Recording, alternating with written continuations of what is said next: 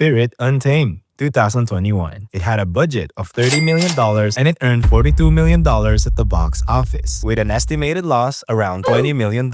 With Spirit Untamed, DreamWorks tried to reignite one of its oldest franchises, but what came out felt more like a tired rerun than a triumphant comeback. The movie was based on the Netflix show Spirit Riding Free, which itself was based on the 2002 Oscar-nominated Spirit Stallion of the Cimarron. But instead of reviving the magic, it felt like a cheap, digitally rendered copy. Gone were the hand-drawn beauty and emotional depth of the original. What audiences got was a lower-budget TV-quality animation stretched into a theatrical runtime. The characters looked stiff, the world felt empty, and the story, a recycled girl and her horse adventure. They added nothing new. Kids may have been familiar with the series, but parents quickly realized this wasn't the DreamWorks quality they were used to. It's a proof that brand recognition alone can't save uninspired storytelling. Those horses aren't These yours! horses are none of your business! But thank you for leading me straight to Ruby Gillman Teenage Kraken, 2023. It had a budget of $70 million and it only earned $46 million at the box office. Its possible estimated loss is around $80 million.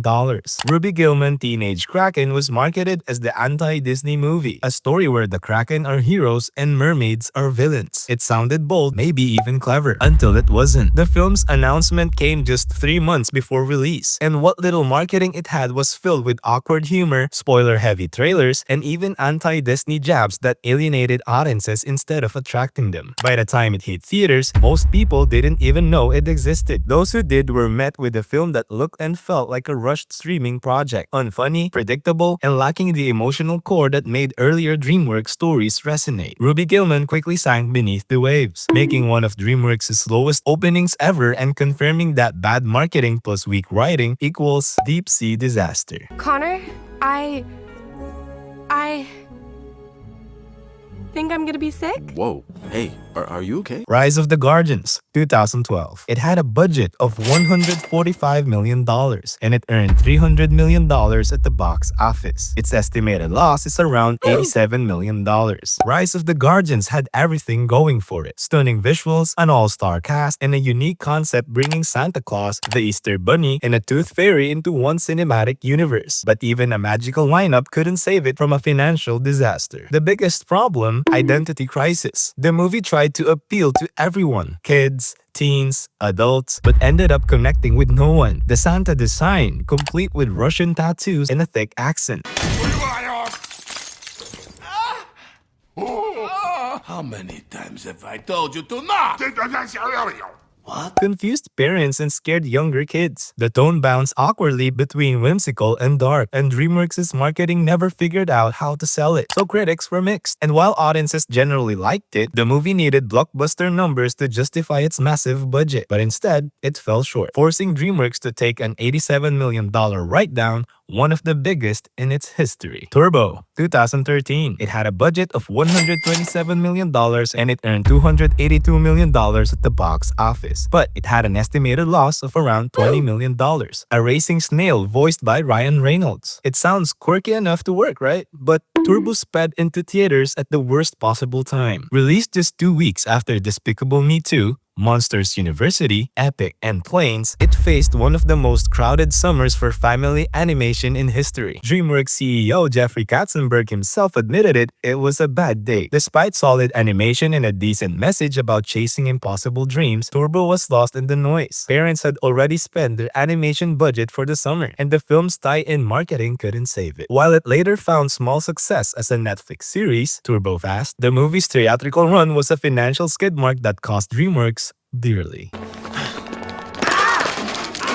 come on! We're supposed to be a team here! We're trying. It's a snail! There's not that much to do! Mr. Peabody and Sherman, 2014. It had a budget of $145 million, but it only earned $275 million at the box office. Its possible losses are around $50 million or more. Based on a 1960s cartoon that most modern kids had never heard of, Mr. Peabody and Sherman had the brains, but not the box office. Despite its clever humor and heartfelt storytelling, it was criticized for being too smart for its audience. The film tried to blend history, time travel, and father-son bonding. But in a market dominated by simple, joke-heavy animation like the Lego Movie, its sophistication didn't translate to ticket sales. When it flopped, DreamWorks went into crisis mode. Layoffs, downsizing, and leadership changes followed. Ironically, Mr. Peabody and Sherman was a good film. It just arrived in a marketplace that punished originality.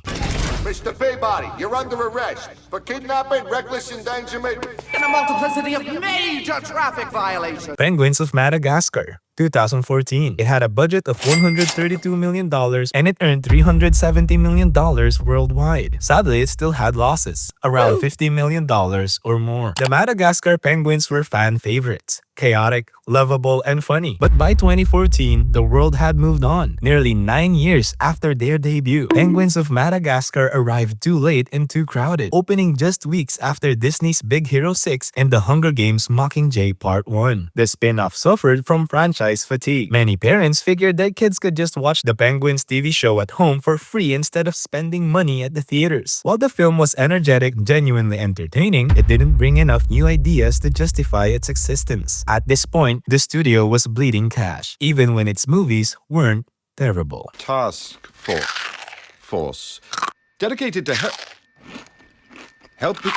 Sinbad, Legend of the Seven Seas, 2003. It had a budget of $60 million, but it only earned $80 million at the box office. Its estimated loss is around $120 million or more. Before DreamWorks fully embraced CGI, it released Sinbad, Legend of the Seven Seas, an ambitious 2D adventure that ended up sinking the ship. The movie's animation was beautiful, but by 2003, audiences had moved on from hand-drawn animation. The success of Shrek had proven that CG was the future. Co-founder Jeffrey Katzenberg even said afterward, traditional animation is a thing of the past. On top of that, Sinbad drew criticism for removing its Middle Eastern roots and replacing them with Greek mythology, a safe, creative choice after 9/11 that alienated some viewers. Despite Michelle Pfeiffer's standout performance as the goddess Eris, the movie bombed hard, losing over $100 million and nearly bankrupting DreamWorks Animation in the process. Flushed away. 2006. It had a budget of $149 million,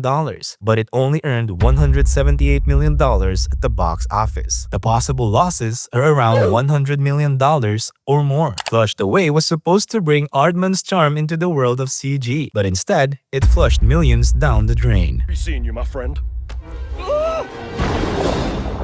You plonker! You think I don't know the toilet when I see one? Originally planned as a claymation film, Flushed Away switched to CGI due to the difficulty of animating water. But in the process, it lost the handmade warmth that made Aardman famous. And in 2006, audiences were drowning in talking animal movies. Happy Feet, Ice Age 2, Barnyard, Open Season, all releasing around the same time. Despite a solid cast and witty British humor, Flushed Away got buried in the competition. It was DreamWorks' last collaboration with Aardman, and their partnership ended shortly after due to creative and financial disagreements. That's 8 minutes. Thank you for watching. Like the video and don't forget to subscribe for more flops.